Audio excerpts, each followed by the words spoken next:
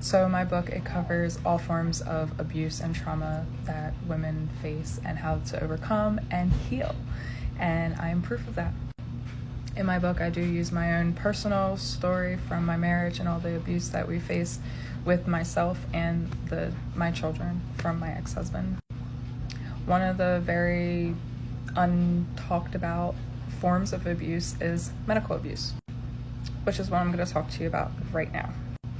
The crazy thing is that I just came out with this book, and one of my friends actually is facing this, or faced this, very recently with her child at the hospital.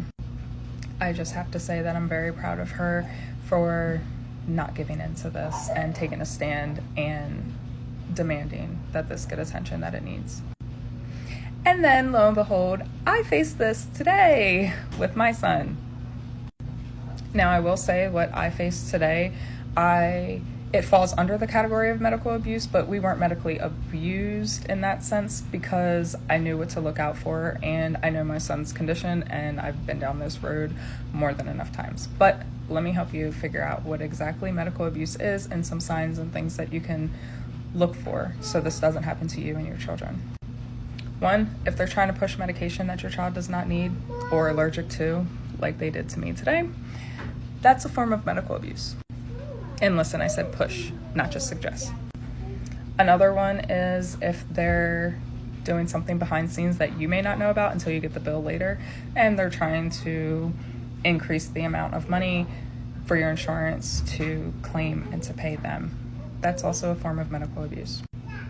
And then, of course, the most common things are things like you're not being heard, you're not being seen, they're being neglected, they're not properly taking care of you. And again, because it's abuse, it's something that's ongoing. If they make a mistake, that's one thing, but to be a provider and to constantly push this or constantly not give you the care that you're supposed to have and that you need, that is abuse.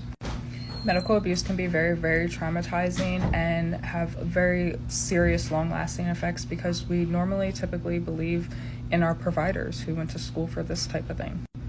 Unfortunately, you're not alone on this, and it is something that a lot of people have struggled with for years and need help from, and you can overcome and you can heal this. And it's also very important that you just know signs to look out for so this doesn't continue to happen to you or happen to anybody else.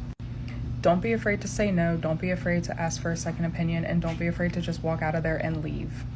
Here on my page, just know that you are heard, you are loved, and you can overcome and heal all forms of abuse.